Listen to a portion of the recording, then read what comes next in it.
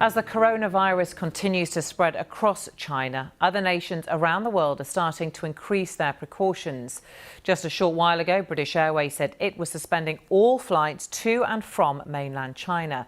That comes after the British government advised against all but essential travel to China. And Indonesia's Lion Air has also just said it's suspending its flights. Other airlines, including United Airlines, Air Canada and Cathay Pacific Airways, have cancelled some flights to China, although in some cases it is because of a lack of demand. Here's travel journalist Simon Calder. Flights went out normally to Beijing to Shanghai yesterday.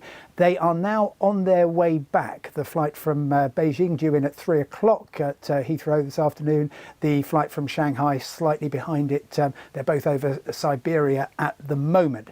They will have all the normal passengers who were booked on those flights, but they will also have, crucially, the crew who flew out yesterday. And everybody else who was booked on flights from tomorrow onwards from Beijing and Shanghai will now be trying to find alternative routes. Well, the official figures from China show how the virus is continuing to spread. The number of confirmed fatalities rose by 26 to 132 as of Wednesday morning. Almost all of those deaths are in Hubei province, where the virus was first discovered. And there was also a sharp increase in the number of confirmed infections, up by almost a third to stand at just under 6,000. Well, here's what the Chinese officials had to say at a news conference in Beijing just a short time ago. We are now in the critical period of the prevention of this epidemic. We need to control the potential source of virus. Yes, recently we do have people travel from Hubei to Fangzhuang area. And in other communities, we also have the similar travelers from Wuhan. And also we actually have the registration and management of those people who travel from Wuhan or from the Hubei province. And we ask them to stay at home for the 14 days quarantine. Let's go live now to Robin Brandt, who's in Shanghai. Robin, welcome to you. With the authorities calling this now at a critical stage, what's your assessment of how they view this crisis as being at?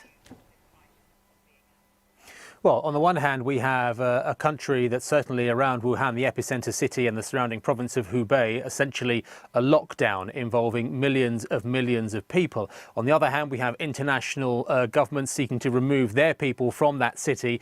At the same time, airline companies restricting, some of them going even further and completely suspending flights in and out of the country. They say that's because they need to protect their passengers and their staff, but also, as I think you've alluded to, obviously the demand for seats on flights now, given the change in advice in the US, the change in the UK, is going to absolutely plummet.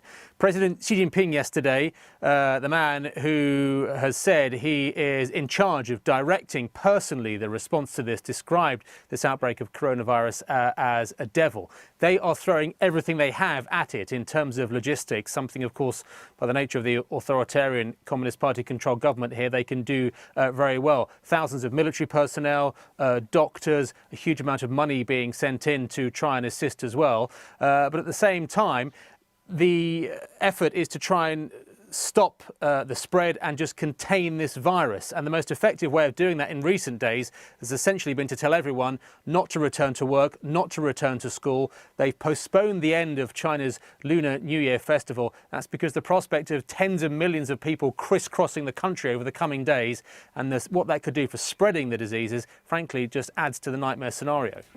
OK, Robin Brandt in Shanghai for now. Thank you. Well, the race is on to find a way of immunising people from the virus, and there has been a development in Australia. Scientists have been able to replicate it in a laboratory. Here's the team who did it on what that might mean. Yeah, it all feeds into the global health response and for a public health initiative, and it's a really important component in that because no virus has appeared to come out of China yet, and it appears that other people have had difficulty growing. I guess when we provide the virus to others who will bring their expertise to it, that will mean that, if you like, the cycle time on what they can do will be short. Well, Australia has also announced that it will quarantine suspected cases on Christmas Island, which is better known for being the place which houses migrants while their claims to stay in Australia are assessed. Let's go live now to Sydney and our correspondent Shaima Khalil. Shaima, welcome to you. What's reaction there been to these people being quarantined on Christmas Island? Well, I think the initial reaction was one of relief that people are being evacuated and brought back to Australia. But really, the choice of Christmas Island has raised eyebrows and raised a number of questions. As you mentioned there, Samantha, Christmas Island has quite a tainted history, if you will. Since 2003, it's been used as a detention center, a place where asylum seekers are kept and detained. It is famous for a recently reopened particular detention center that has recently been criticized for bad conditions, for human rights violations. It's currently housing a Sri Lankan family of 4. This detention center is going to be quarantine zone, if you will. And upon hearing that, many have raised the question of why is it that 600 Australians, including 100 children that traveled with their families to celebrate the Lunar Year, instead of being brought to hospitals in mainland China, why are they being brought to Christmas Island, about 2,000 kilometers from the mainland? It's actually closer to Indonesia than it is to Australia mainland.